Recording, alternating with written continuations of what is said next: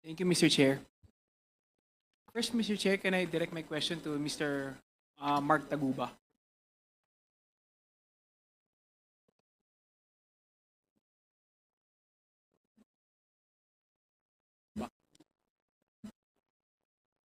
Please proceed, Congressman Konghun. Thank you, Mr. Chair. Mr. Mark Taguba, tatanong ko lang, paano kayo nagsimulang maging sangkot sa pag-release ng mga container sa Bureau of Customs? Um, Meron po akong tracking. So, ayun po, nag-process din po kami ng container. May broker din po ako. At yun si Irene naman, yun po yung consignee for hire, yung EMT. Itong tracking business na nabanggit mo sa affidavit mo, ito yung kay TJ Marceliana at Irene May Tatad na magkasama kayo. Hindi po. Yung tracking po is sa akin po yun, Golden Strike tracking. At yung EMT naman, yun po yung kay Irene, yun po yung ginagamit niya consignee. Tapos si TJ po, broker po siya. Accredited broker po siya sa Bureau of Customs. Sino-sino yung mga consignee na for hire na ginamit mo? Kasi madami yung ganyang sistema sa custom. Opo. Ang ginamit ko po ay yung EMT trading, yung Integrity trading, at saka yung RONSS trading. Doon sa affidavit mo, nabanggit mo na yung trabaho ng isang customs broker, pwede mo bang ipakipaliwanag kung ano yung trabaho ng isang customs broker? Sige po. Unang-una po, hindi po ako customs broker. Ako ay sa tracking business. Si TJ po yung broker ko. So, pagka may nag-i-inquire sa aking client kung magkano yung halaga ng kailangan para magparating ng isang container, nire-refer ko po yung kay TJ.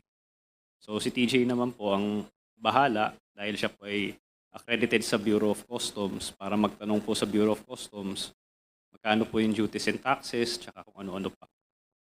I-relay niya po sa akin yun, tapos idadagdag ko naman po yung lahat-lahat, yung all-in po, yung shipping lines, yung tracking, pati na rin po yung TARA.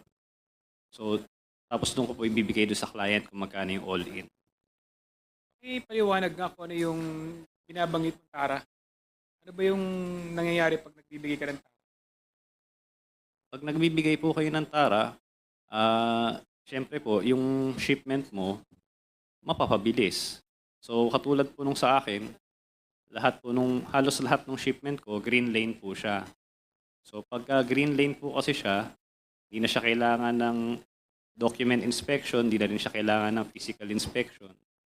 Marami rin siyang nalalagpasan na proseso sa Bureau of Customs. Mabilis siya nakakalabas ng Bureau of Customs. So, yun po yun, pagka may TARA po. So, tatlo yung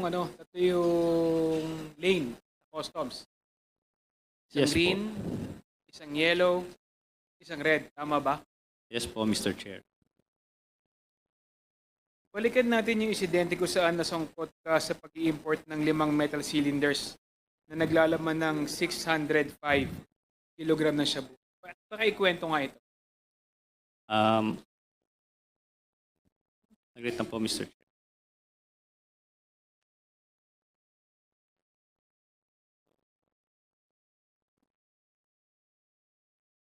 So, yung nangyari po kasi sa amin, is si Richard Tan daw po yung... si Richard Tan po kasi may-ari ng Hongfei. Siya po yung importer, siya rin din yung exporter, no? Yung EMT naman po kasi, dami lang po yan consignee for hire. So, siya talaga yung may-ari ng 5 metal cylinders na yon. So, hindi ko po kilala si Richard Dan. Ang kilala ko lang po is si Kenneth Dong. So, nag-inquire po siya sa akin. Nagbigay siya ng mga in-inquire niya sa aking list.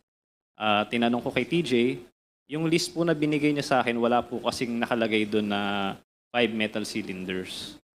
So, alam namin, regular shipment lang siya. Regular general merchandise. So, ginawa ni TJ nung ginagawa niya bilang broker, binigay ko kay Kenneth Dong naman yung pinaka all-in niya. So, yun po. So, nung dumating na po yung container, May 15 po siya. Dumating yung barko, May 15. So, pagkadating po kasi ng barko, bago po siya mag-arrive sa port, nagbibigay po ng manifest yung barko doon sa Bureau of Customs 24 hours bago dumating. So, nalaman namin yon May 17 po, nag-dock na yung barko. Doon na rin binaba yung container. Tapos, ayun nga po, I think from May 22 hanggang May 24, yun po yung releasing. So, hindi siya agad, kahit green lane siya, hindi agad siya ni-release. Kasi po, nasabi ko po noon na halos 100 containers po yung napaparating every week. So dahil hindi naman siya nirarush nung may-ari, minabuti kong gamitin na lang yung truck ko sa ibang mga shipment. So May 24, nilabas na siya ng port. Tapos dineliver na siya sa Hongfei, Valenzuela. Tapos umalis na yung truck na ibalik na rin niya yung container. Yung rate po sa Valenzuela, May 25 po siya ng gabi kung di po ako nagkakamali. Tapos yun na po, lumabas na sa balita na may nahuli nga pong mga shabu nakalagay dun sa metal cylinder. Anong country of origin at port of loading itong shipment na ito? Ang nakalagay po kasi Hongfei China Xiamen Daosu Import-Export Company. So sa Xiamen po siya, China. Anong goods yung nakalagay sa nito? Nakalagay sa description nito? At kung ano yung declared value nito? Wala po kasi akong dokumento dito pero ang pagkakaalala ko po is cutting board, footwear, kitchenware, yun po, 4 po yun eh. Wala po kasi akong document dito.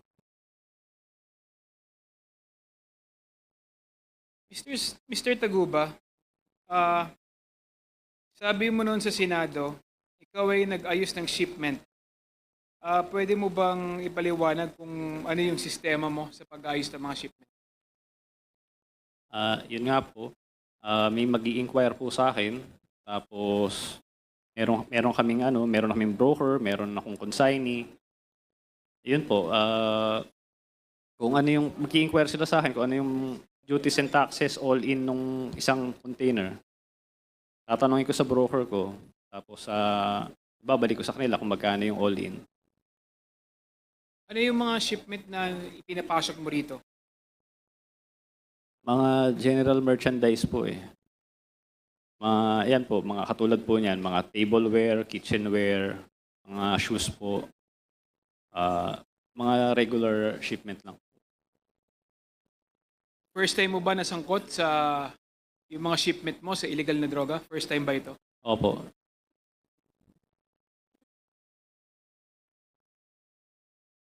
From the examiner hanggang sa collector, pati sa terminal handling,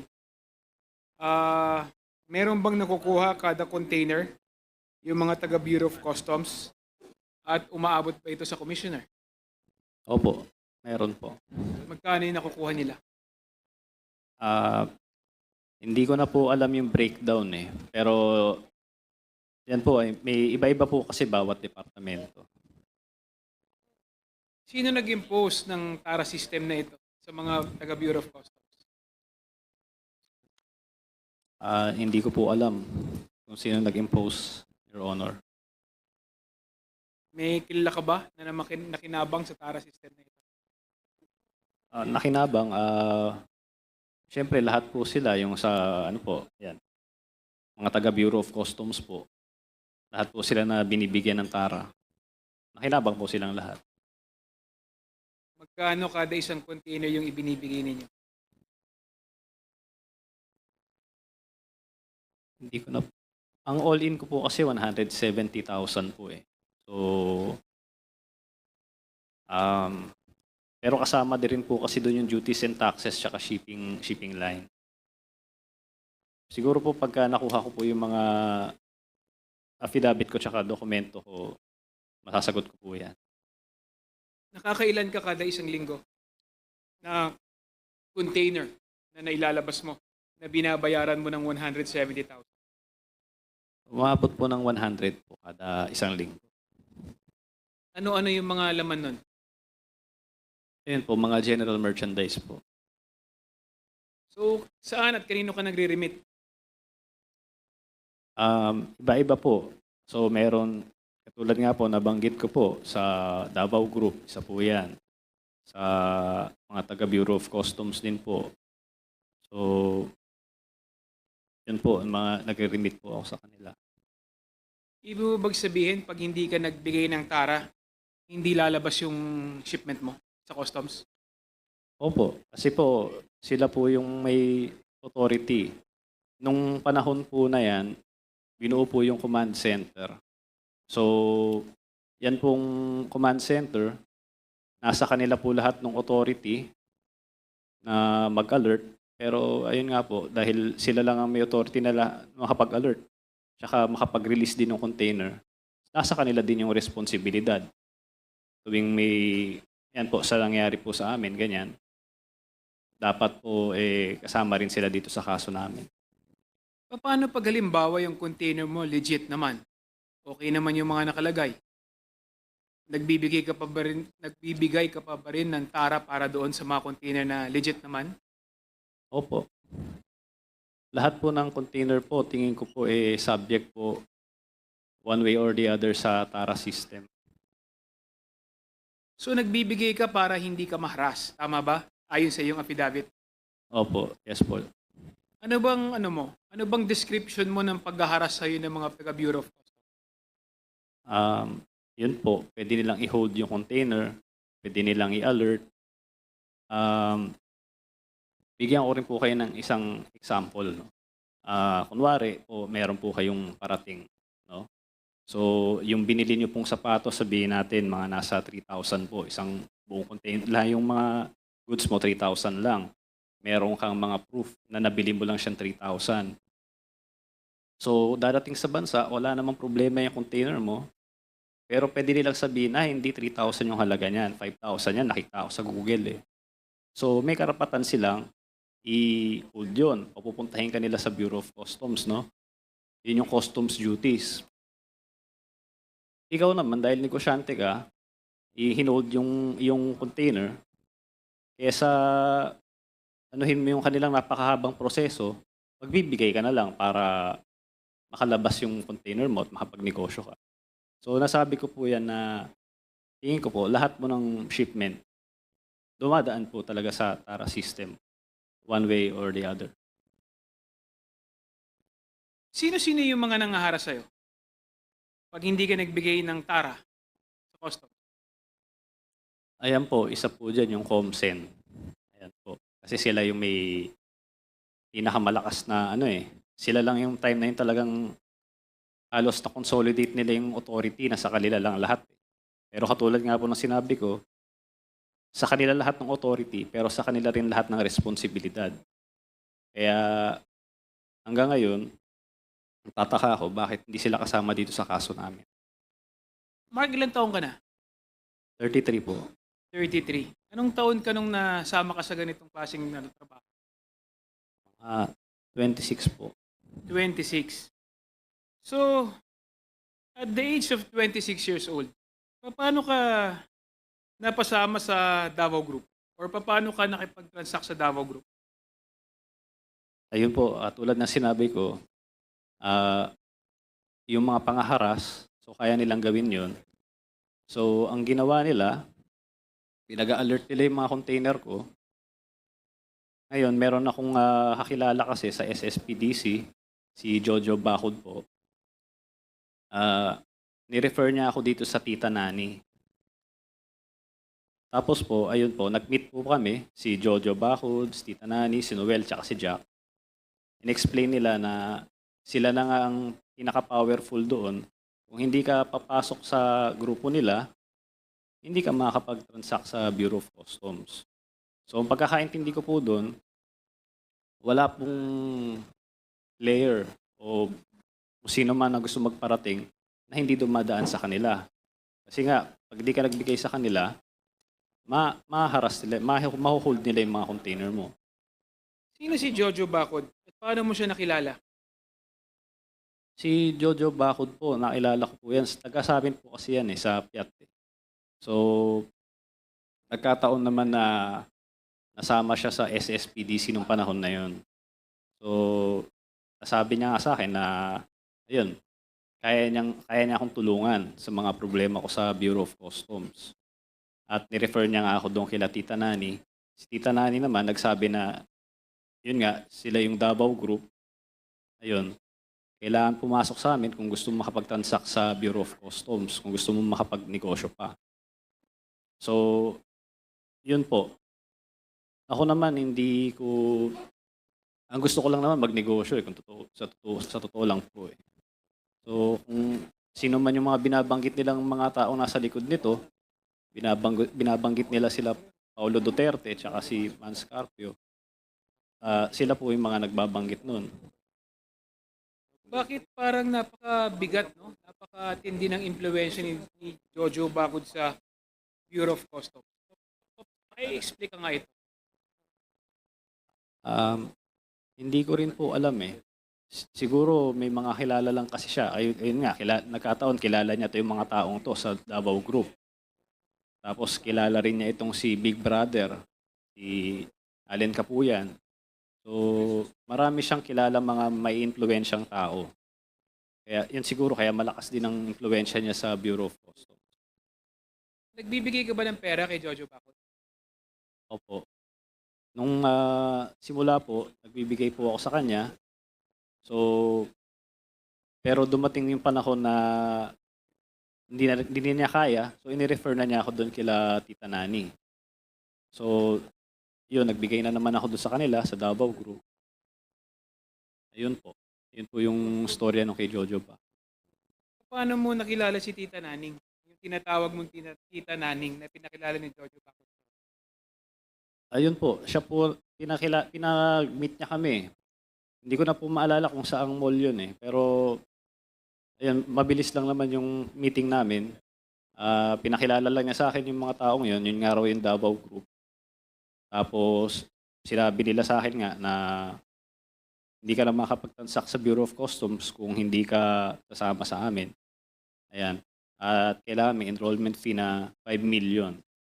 So, pinapapunta nila ako sa Davao noon para daw i-meet si Paulo Duterte. At may text po ako niyan eh. Ano po yan? Sinubmit ko po yan sa dati pa noon pa sa Senate investigation. Tsaka dito rin po sa Congress. So yun po yung ebidensya ko kay Tita Nani. Ayun po, lumipad po ako ng Davao noon dahil sa utos nila. At ibinigay ko yung pera kay Small Abellera. Sinundo muna ako ni Jack. Siya yung wala naman kaming doon sa sakyan. Sinundo kami Sandali ni lang, Jack. Mark. Dito muna tayo kay Tita Naning. Paano ka napaniwala ni Tita Naning na member nga siya ng Davao Group? Malay mo, sabi-sabi lang niya yun. Opo. Kasi po si Jojo Bacod, yun lang yung dahilan kaya ako naniwala sa kanila eh.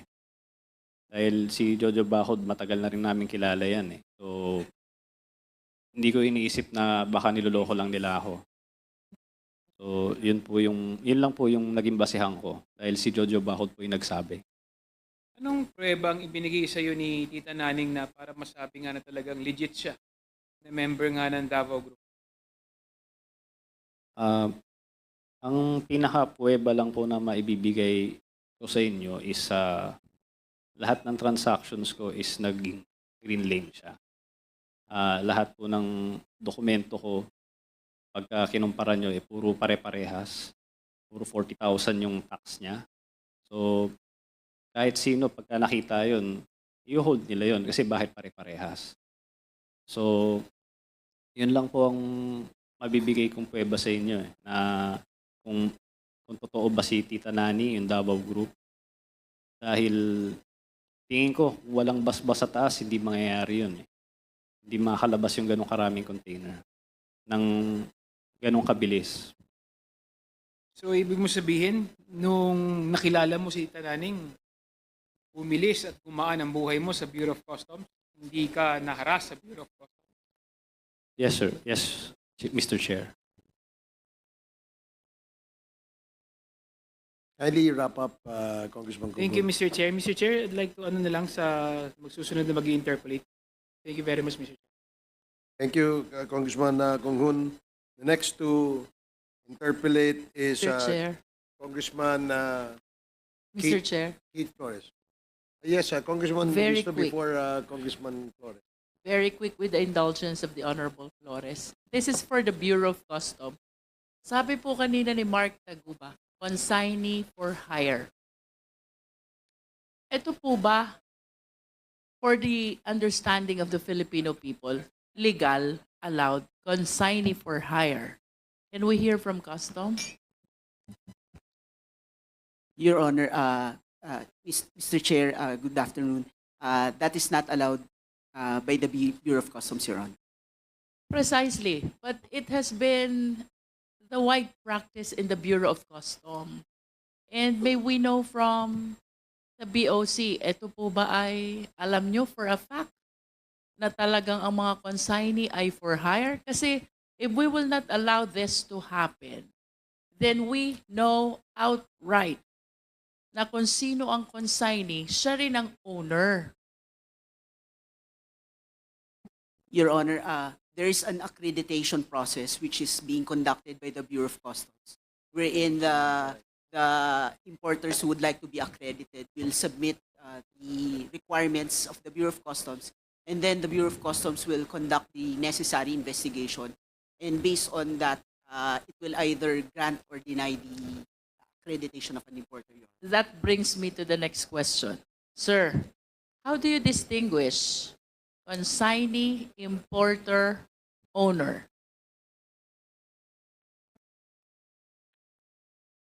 Your Honor, there is a regulation defining that, Your Honor. I'll just have to check the exact definition, Your Honor. I do not understand, Mr. Chair. It seems that all the containers are named after the name of the consignee. Since they are for hire, it seems to me, to us, ang mga dumadating na container nakapangalan sa consignee. So how do you know who is the owner? Your Honor, the importers or the consignee will submit several documents, Your Honor. Regarding what? Regarding that particular shipment, Your Honor, bill of lading, inward foreign manifest, etc., Your Honor.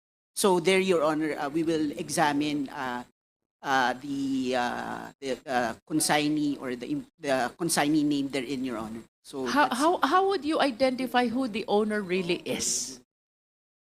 Your Honor, it is presumed that the name in the shipping documents is presumed to be the owner, Your Honor. Are you referring to the consignee? That the consignee is the owner as well? Yes, Your Honor. The reason why I'm asking this question is because there are cases which are being filed against the consignee, and sometimes they are unaware really about the contents of the container.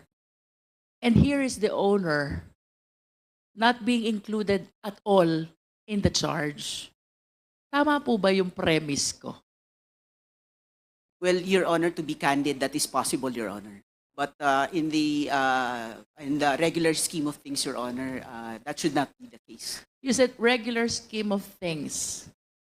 Paano po ba yung legal scheme of things? Dapat po ba pag legal scheme of things, ang consignee ay ang owner? Or at the very least, dapat po ba disclose yung totoong owner?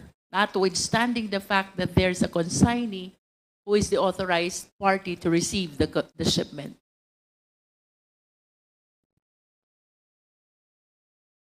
Well, Your Honor, I cannot definitely. Mr. Chair, the reason why I'm asking this question, suppose there's a contraband, shipment of illegal drugs. Etong si consignee for hire, she is not very much concerned really about the contents of the container. Kasi ang concern lang niya kumita, maghanap buhay. I am a consignee for hire. Binabayaran lang ang pangalan ko being the recipient of the shipment. Pagkatapos it was discovered later, shabu pala ang laman. The question, Mr. Chair, paano mo hahabulin yung owner? If you do not have the identity, the name of the owner of the shipment, why rely on the consignee? Why not require instead the owner to facilitate the document, assisted by the consignee? Your Honor, those issues are being addressed by this current management of the Bureau of Customs, Your Honor. And I suppose that should have been addressed long time ago. Yes, Your Honor. If we will be adopting the narration of facts of Mark Taguba, it's like we're going against the wrong persons.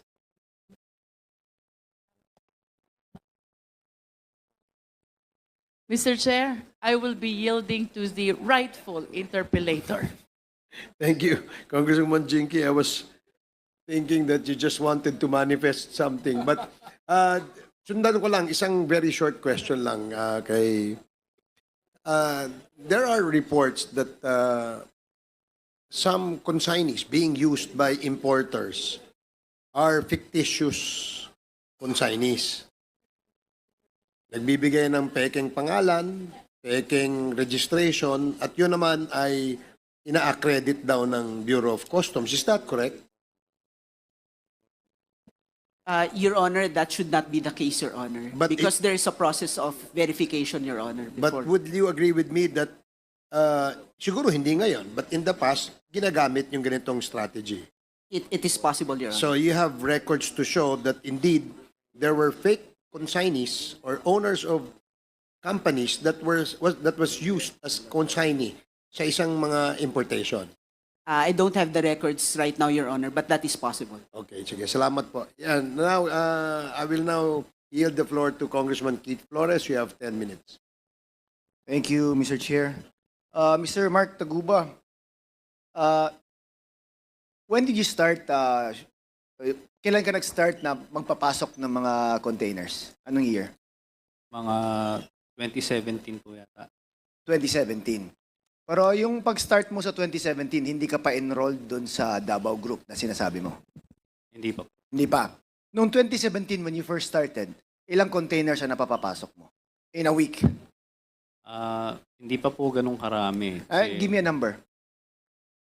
Siguro mga 15, 14, ganyan. So 15 or 14. And the same process to, no? Pag inaayos mo, green lane siya. Hindi po. Ano yan? Hindi po lahat green lane. No? Okay. May dumadaan ng yellow lane, may dumadaan ng red lane. Ayun nga po. At nung December nga rin po noon, taon na yon, nagka-problema nga po, nagka-red lane po ako, halos lahat ng container. Kaya po naghanap po ako ng tutulong sa akin. So, sinabi mong nagka-problema ka, feeling mo inipit ka kasi hindi ka enrolled dun sa TARA system na sinasabi mo. Yes, Your Honor. Okay, so inipit yung containers mo, kaya all of your containers na pinapasok mo naging red lane, meaning strict ang pag-inspection sa mga containers mo. Yes po, Your Honor. So strict even if nagbayad ka na? Opo, harangin po nila yan. Nagbayad ka na. Kahit bayad ka na? Oo. Marami silang pwedeng gawin. Pwede nilang pa x-ray, pwede na naman nilang pa 100% inspection. Marami silang pwedeng gawin na pwede pang haharas. So ipitin yung containers na pinapasok mo? Yes po, Your Honor. Okay, now, ang payment mo sa per container is 170 na mention mo kanina. Opo. Was that before being enrolled in the TARA system or after being enrolled in the TARA system? After na po yun. After. So, paano yung before? Magkano ang binabayad mo? Depende po yun. Nire-refer ko po yun dun sa broker namin. Average amount? Iba-iba po eh, pero mataas po siya. Hindi ako Mataas? nagkakamali, mga nasa 280, 300, mga ganun po. So, mas mahal yung payment mo nung before ka na-enroll sa Tara system. Yes, Your Honor. And wala pang assurance na pwede pang maipit yung containers mo, even if nagbayad ka na. Opo. Opo. Now, sige, let's go to the point na na-enrolled ka na sa Tara system. Sabi mo may parang central command, tama ba yun? Opo. Na sila yung kausap mo. Opo, yung Davao Group po yun. Yung, Davao Group. Yung command center po, yun po, ang nag-establish po niyan sila, Commissioner File doon po, nung time niya. Commissioner file doon. Yes po. Ang nag-establish ng command center. Command center. So, magkahiwalay na entity itong Davao Group and command center? Sinasabi mo? Kasi yung Davao Group po, hindi naman po sila nagtatrabaho sa Bureau of Customs. Okay. So, Davao Group is just an organization but not employees of the Bureau of Customs. Yes, Your Honor. Meaning, wala silang kinalaman sa pag-inspection, pagpirma, order the release, etc. Wala. Wala po. Okay. But, kailangan kang dumaan sa kanila, sinasabi mo. Yun nga po, ano yun eh. Sinabi ni Jojo ba, ni-refer nila ako sa kanila. Nung nakamit ko sila, si Tita Nani, sabi niya, kailangan kang mag-enroll sa amin. Parang ang aking intindi po doon, lahat po, kailangan dumaan sa kanila eh. Lahat magbigay ng tara.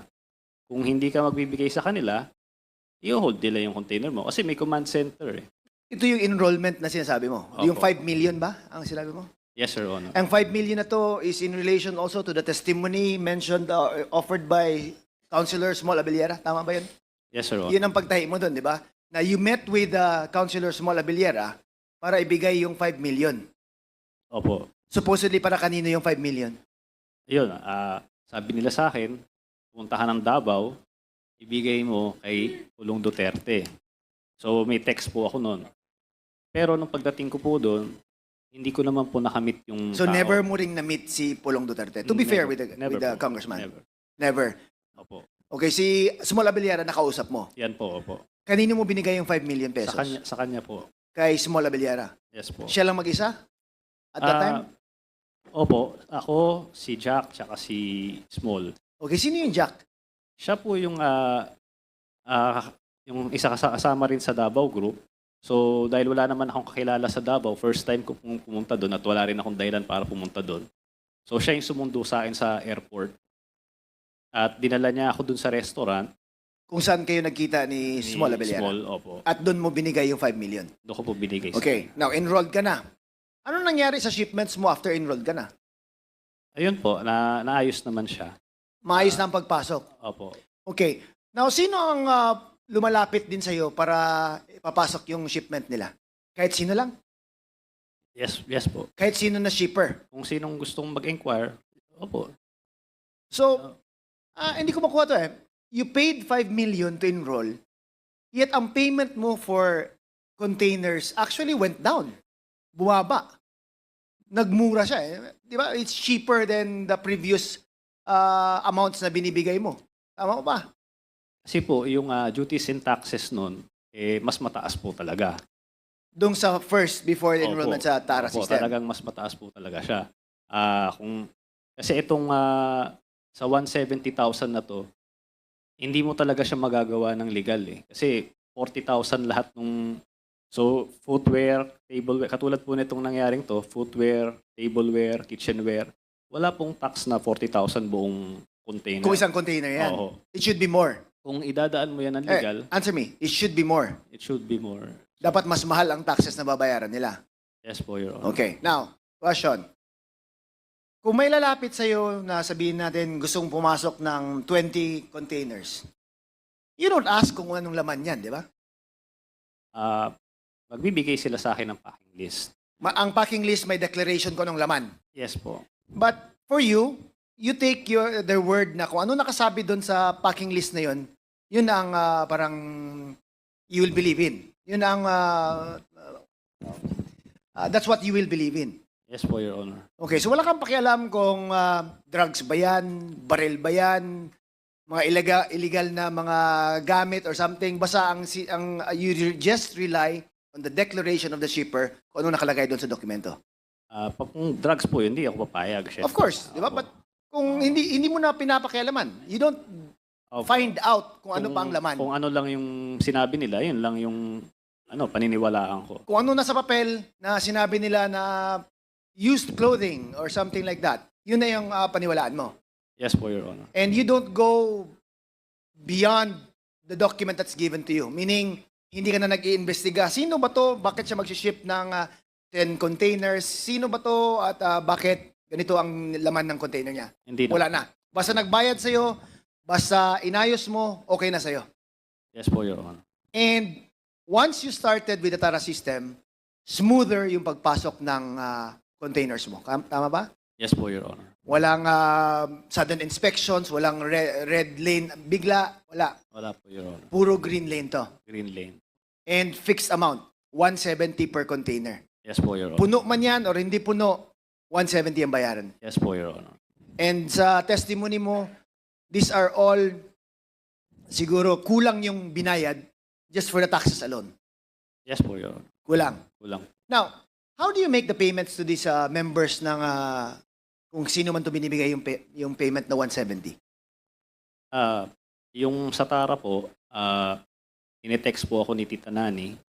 So, depende po. Minsan pupunta siya sa opisina, tapat ng opisina namin. Minsan papupuntahin niya ako doon sa isang lugar. So cash to. Opo, cash po. Always cash. Handed over to this Tita Nani. Yes po, Your Honor. And you've met this Tita Nani in person. Yes po, Your So kilala mo, ma-identify mo yung person na to. Yes po. Okay, so is it on a daily basis, a weekly basis, or anong basis ng pagbigay ng pera? Weekly basis po ito. Weekly. Opo. So i-total mo yung number of containers na pinapasok mo and you give the equivalent amount based on the 170,000 per container na agreement.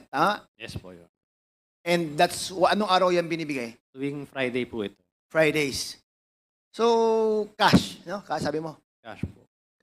Okay, now, to the Bureau of Customs. Sir, have you heard of these things going on prior to your assumption ba of your current position? Your Honor, prior to my assumption, I've not... Heard. Yes, Your Honor. Okay, but nga yun, you've heard of it. From the... Stories. Yes, Your Oh, Honor. but never na may nahuli kayo, may pinosecute kayo, or anything like that. I am not aware, Your Honor. I'll You have are to not check. aware? Yes, sir. Di ba? Sa dami ng pinapasok nila, wala kayong na-prosecute man lang na, that's 100 containers a week. I have to check our records, Your You Honor. have to check. Okay. Mr. Guban, na-mention mo rin tong TARA system before. Yes, Your Honor. Good afternoon. So, anong alam mo about the TARA system? Tama ba yung sinabi ni Mark Taguba? Your Honor, traditionally, even up to now, that is the common transaction in the Bureau. The common. Regardless of kung sino yung commissioner. Regardless, Your Honor. Really? Yes, Your Honor. So, anong year mo pa noon nalaman na may ganitong Since time kalakaran? immemorial, Your Since Honor. time immemorial. When I was there at 2017, muntik na ako, 2 beses akong itinapon because of that. Because I am against na yun ay magpatong-patong, bigas-bigas. I was then in Batangas. So, So- Mark Taguba is just one of the many who facilitates the Yes, Your pagpasok Honor. ng mga container vans. Yes, Your Honor. One of the many. Yes, Your Honor. Mga ilan sa tingin mo yung many na pinagsasabi Your mo? Honor, if there are about 10,000 per week containers, so how many brokers? The same of Mr. Taguba. So, are you telling me that 10,000 containers are enrolled in the TARA system? Di naman Not siguro. exactly, Your Honor, Ah. because there are Super Green Lane, the multinational, na they are not really Yung giving- legit na Yes, the dinideclare legit. lahat na That's gusto the- magbayad ng tamang buwis. Yes, Your Honor. But Okay. because of so many Chinese businessmen in the Philippines, they are all transacting business the same. The same way as Mark Taguba does. Yes, Your Honor. Ilan yan sa tingin mo? That is thousands, Your Honor. Thousands of brokers? Yes, Your Honor. And weekly yan? Pasok ng container vans? Yes, Your Honor. Are you exaggerating things, Mr. Guban? Baka No, naman, Your Honor, that is based on experience. pinapasakay mo yung committing to. No, Your Honor, that is based on experience. I'm telling now, Your Honor, because I want to change now the Bureau of Customs. Help the people now because of drugs and smuggling of rice. Di ba ano yan na you're saying this after you're convicted na? No, Your Honor, Di ba even then, sinabi mo before pa or something like even that? then, Your Honor, hindi po ako pumapatong. Okay. Wait, Ng container. I'll go back to Mark Taguba. Mark Taguba, magkano kinikita mo per container? Meron po akong 10,000 sa tracking. Meron po akong 10,000 pa uling patong, tapos container deposit. Sabihin natin mga 30,000. 30,000. That's included in the 170,000 per container? Yes po, Your Honor. Included na. Congressman Flores, if I may. Go ahead, sir. Gusto ko lang ano yun, kasi para makumpleto yung Go ahead, sir. picture. Go ahead, Chair. Mark, gaya nung tanong ni Congressman Flores, so roughly kumikita ka ng 20,000 per container. Yes po, Your Honor. So, halimbawa, sa isang linggo may 100 container ka, meron kang more or less 2 milyon sa isang linggo. Hindi naman po sila palaging nagbabayad agad. So, yung iba utang. So, pero more or less mga malaking halaga rin po. So, ibig sabihin, pag container, kasi may 20-footer na container, may 40-footer na container. So, regardless of the size, basta yun ang tara. Opo. So, alam mo ba kung kanino napupunta yung magkano 170 per container? Yes po, Your Honor. Pwede mo bang ikwento sa amin ni Congressman Kit kung kanino napupunta yung 170 na yon? Kung alam mo lang, no? Kung ano yung breakdown ng 170 na yon? Sabi ko nga po, mahirap naman po magsalita ngayon dahil wala naman sa akin yung mga dokumento ko. Pero kung yan po, nasabi ko na to lahat noon Senate hearings, congressional hearings. Wala naman po nagbago, nandiyan pa rin naman po yun. So hanggang ngayon. O pwede niyong makuha yan kung ano, sa Sige. Senate. So nasabi mo na yan noon. Nasabi ko na po noon to. Tama ba yon, Jimmy, na yung bayaran pala dyan o yung tara system na sinasabi, per container? Yes, Your Honor. Ngayon uso na GCash. Okay, sige. Salamat. Congressman Kit, you may proceed. Continue, please. So kung you have 30,000 per container and there are 100 containers na pinapapasok mo every week, magkano ang kinikita mo? Mark, Malaki rin po. that's how much ba? I'm very poor in math. Ha? 3 million? 3 million a week?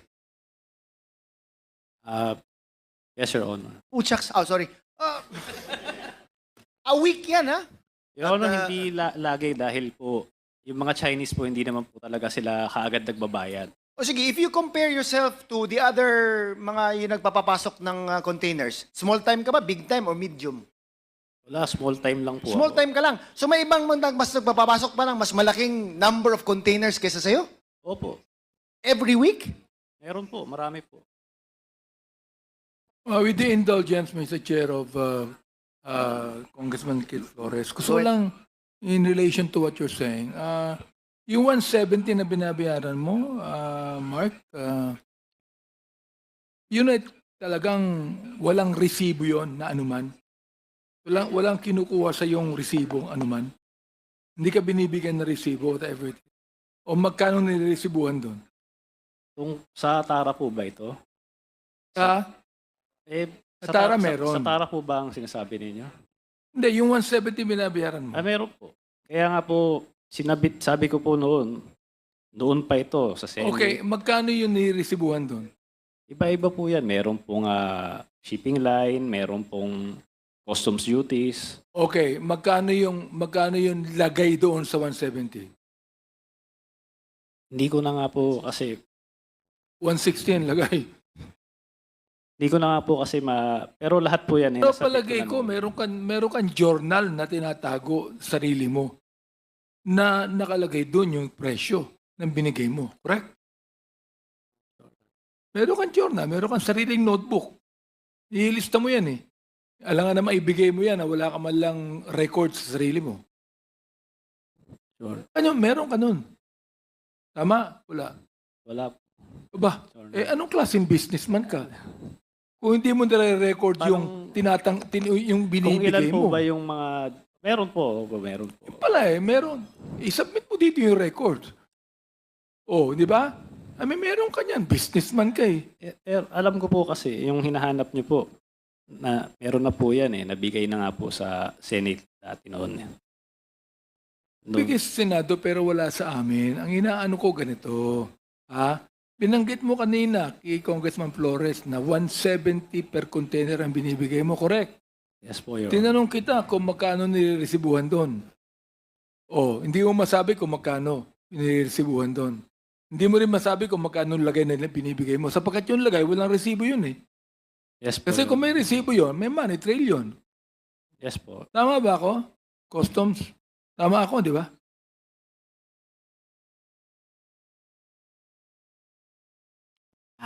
Mr. Chair, regarding the money trail, Your Honor, or O, hindi. Tama ako na kung may lagay doon, walang resibo yun. Sapat kung mayroong resibo, may money trail na makikita sa inyo. Hindi naman pwedeng resibuhan yan na resibo ng gobyerno eh. Correct? I'm sorry, Your Honor, but I have no personal knowledge of Hindi ko sinasabi may personal knowledge kang. Sinasabi ko lang kung yan nangyayari yan sa customs. Kung naman nagtatago ka pa na kung ano-ano eh. Ilan taon ka na sa customs? Your Honor, Ilan taon ka na sa customs? about 5 years, Your Honor. Wala kang alam? Your Honor, About... Yung una kong your honor. Bira, 5 years ka na dyan, may alam ka. Bira, ang inaano mo, meron kang journal na tinatago dyan. For example, like, okay, 170,000. Niresibuhan ang 100,000. Yung 70, walang resibo. Lagay yun. Di ba? Therefore, yung walang resibo 70,000, nire-record mo yan sa personal journal mo. Businessman ka eh. Sige po, Your Honor, kumahanap ko po. Mahanap mo yan. Kung mahanap mo yan. Maniniwala ako sa sinasaya mo kung bibigay mo sa amin dito yung personal na record ng mga lagay ng mga na binigay mo. Si Chair. Okay? Yes po, Mr. I-submit Chair. mo dito. Para maniwala kami sa'yo. O makikita namin ngayon yan. Eh kung yun sa drugs nga eh. Sa drugs. Yung pinapanood ko, Congressman Flores, sa Netflix yung Narcos. Meron silang journal eh. Meron silang journal, record book na nilista o kanino binigay ito. Nakalagay doon eh. Kaya binigay, meron kanin doon. Tama? Yes po, Mr. Yun Chair. pala eh, meron ka pala eh. Submit mo sa amin para makita namin kung sino tumanggap. Nanguhula tayo dito. Sasabi mo, sino yung nakatanggap niyan? Manghuhula tayo dito, hindi mo masabi. Bigay mo sa amin yung listahan. May listahan ka eh. Nilaman po, Mr. Chair. Okay, please proceed. A few more Congressman, questions, Mr. Chair. Mr. Taguba, nung you were doing this business, isang consignee lang ba ang ginagamit mo? O Hindi iba-iba? po. Iba-iba po. Pero Iba-iba. So ano naman ang share ng consignee doon? may royalty fee po siya. How much naman? 1,500 1.5 lang. Per container. per container. But hindi ba siya mga problema kung siya din ng may hawak sa container na may contraband at siya nahuli? Yan po yung arrangement eh. Hindi ko po... For a fee of 1,500, yan na risk ang iti-take niya? Kasi po hindi naman din namin iniisip na yun nga po may droga o kung ano pa man doon sa container. Regular shipment lang po iniisip namin. Okay, so sige, can you give me an estimate kung ilang consignees ang ginagamit mo for your business? Ang 5, 6, 3 po. 3. Opo. Okay, now, customs. Hindi nyo ba wouldn't it be easier to track it na bakit itong 3 consignees na to, ang mga containers sila, ang binabayaran taxes is ganito lang. Mababa. And they're always shipping in containers on a weekly basis.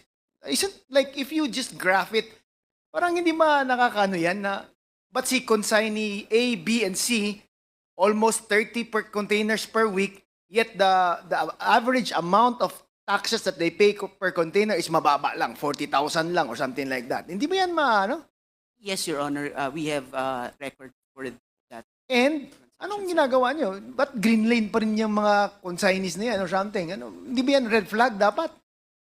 Yes, Your Honor, that should be. And a my red question flag. is, what are you doing about it? Your Honor, You'll get back to me? No, Your Honor, it's handled by a different. Handled by whom? Risk Management Office. Risk Management Office. So they've been knowing about this and what have they done so far over the years? Your Honor, They can answer it, not you, right? no, Your Honor, Okay. there's a parameter, Your Honor. So Alright. they adjust the parameter accordingly, Your Honor. Kasi parang sa akin, it's impossible not to figure it out eh. Na itong si consignees na to, bakit ang mura ng taxes na binabayaran nila?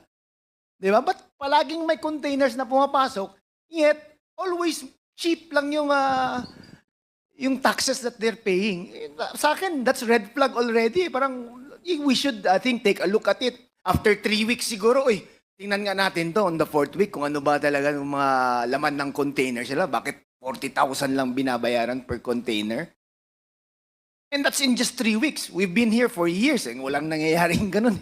Ano bang nangyayari dyan sa customs, Attorney Buko?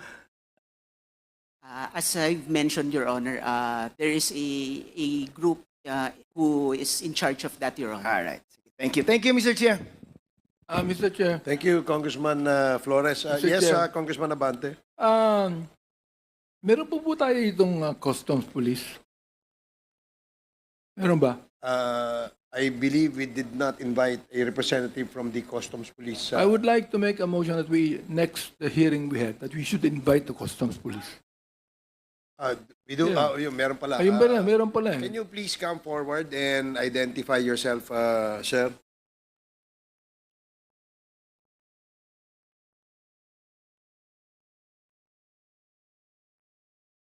Dito na lang. Take a seat.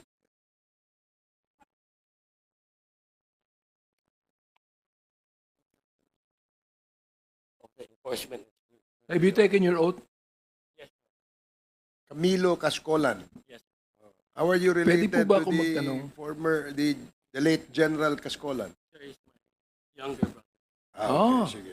So, Uh, Congressman Benny Just would like to ask the question, ano ang tungkulin nyo dito sa pinag-uusapan natin?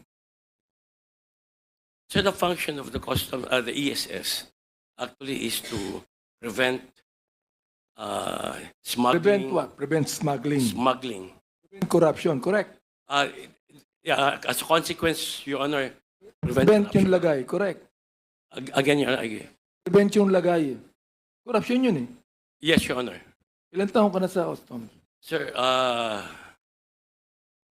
I'm 38 years in the service, Your Honor. In Customs? Yes, sir. 38 in Customs. Yes. So alam mo lahat ng nangyayari dyan. Uh, If you do not answer us right, I am going to file a resolution to investigate the Bureau of Customs. Right? I will try my best to answer all your questions, Your Honor. Mr. Chair, go ahead. Okay, sige. Thank you, Congressman Abante. The next member to interpellate is Congressman Zia Alonto Adjong. You have 10 minutes. Thank you, Mr. Chair. Mr. Taguba, I'd like to address my questions to Mr. Taguba. Would you mind if I